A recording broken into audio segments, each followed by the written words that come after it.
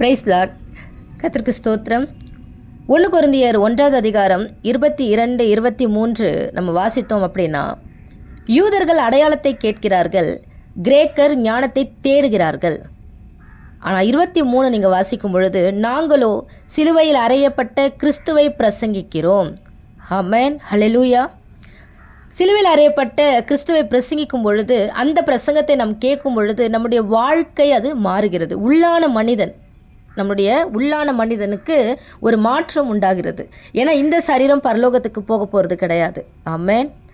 இந்த சரீரம் பரலோகத்துக்கு போக போகிறது கிடையாது. உள்ளான மனிதனுக்கு ஒரு நித்திய வாழ்வு உண்டு.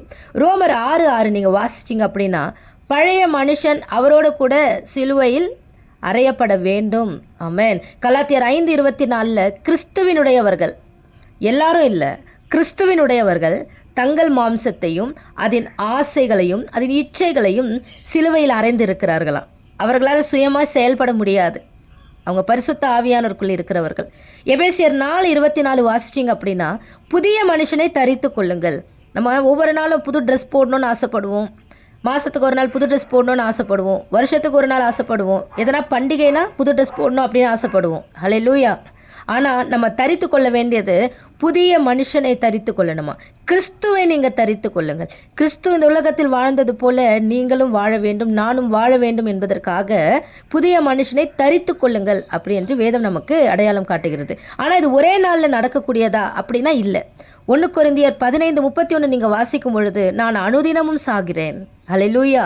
மத்தேயு 10:38 தன் சிலுவை எடுத்துக்கொண்டு என்னை பின்பற்றாதவன், நல்லா கவனிக்கணும், தன் சிலுவை எடுத்துக்கொண்டு என்னை பின்பற்றாதவன் எனக்கு பாத்திரன் அல்ல.